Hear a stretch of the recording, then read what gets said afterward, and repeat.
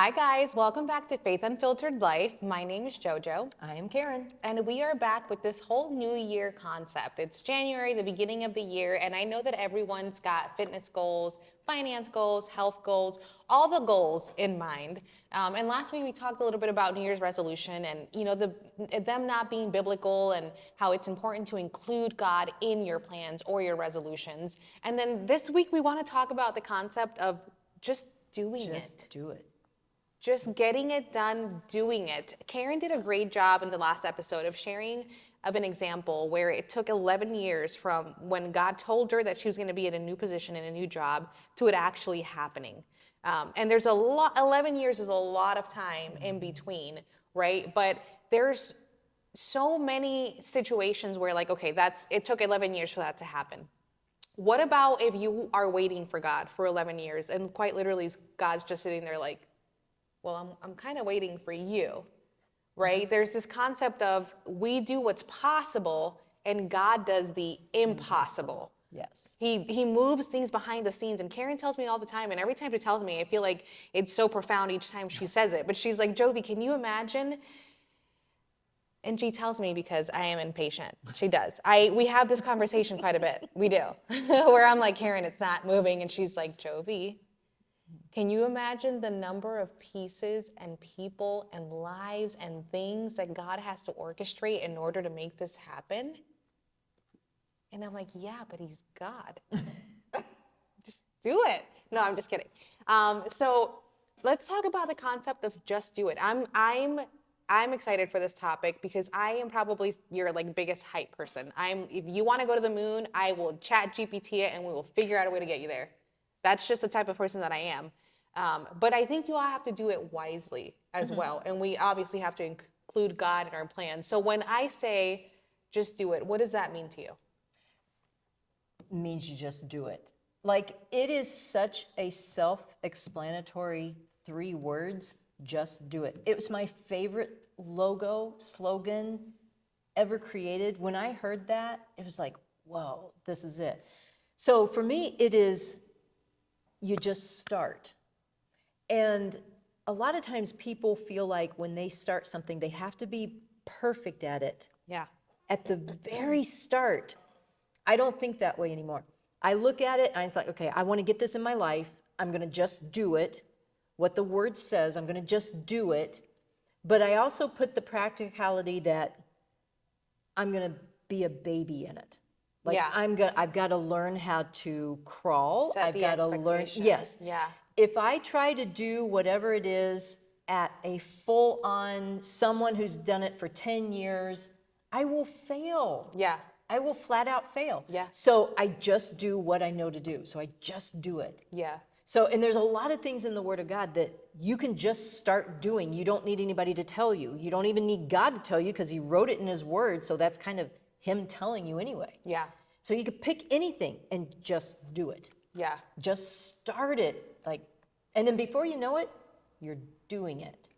So. And it's not a thing anymore. At the beginning, you're going to be overwhelmed and it's going to be uncomfortable and it's going to be the new thing that you're doing. And then eventually it's going to be like, wow. Yeah. That's it. That's all of it. And it's bringing to mind. So I've been toying or playing with the idea of writing music, right? Not writing music, writing lyrics to songs. That's what I've been toying the idea with. And it's funny because I've been playing with this idea for a year now, and I'm now She's very good.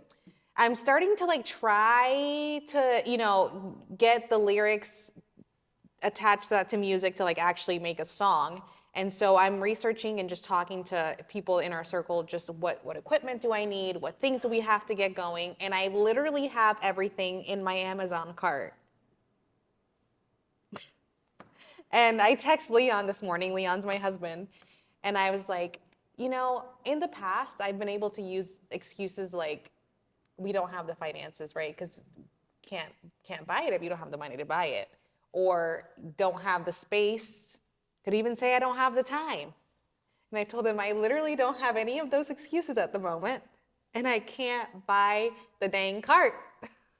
And he's Toby, like, just do it. I What you- know. what are you I doing? know. He's like, why? And we're texting. It's such a like uncomfortable conversation for me to have that I'm even texting my husband. Like it's not even like I want to sit down and chat with him. I'm like, hey, I'm embarrassed that I'm embarrassed about this, so let's talk about it. That is funny. So I'm texting him and I'm like, hey, this is the dilemma. And he's like, why? And I was like, well, what if no one thinks I'm good at it?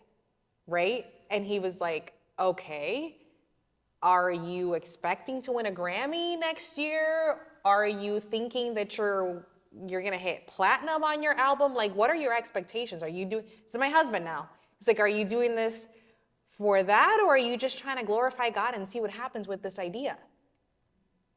And I was like, ooh, the term for that in today's culture would be he ate me up. Mm-hmm. And I was like, no, you're absolutely right. But like, what if, I start to want to collaborate and like, it just kind of, the sum of it all was like, what if I'm not good enough, right? In all the different levels. And he was like, listen, you will figure it out. I don't believe that you're not good enough, but just do it and see what happens. And I was like, that's actually the title of our podcast episode today. Yeah. But it's just funny how you're going through the motions. It's not like I just thought of this idea yesterday. It's something that I've been just kind of like chewing on and thinking about and just playing with and excited about. And then the moment comes for it to get done and it's like, then like all of the doubt and all of the worry and all of the what ifs start to set in. So like, how do we overcome that? Okay, you just do it. You just do it. Like, you just can't. I love what he said. Are you trying to win a Grammy? Like, we have in our mind, because of the huge successes we see all the time. Right. I mean, we're surrounded with people that are hugely successful. It's very talented. It's Yeah, very intimidating. Talented. Yeah, and whether it's in our own sphere of friends or just around the country that we read about or we follow or we whatever, there's a lot of people who are extremely successful. Yep.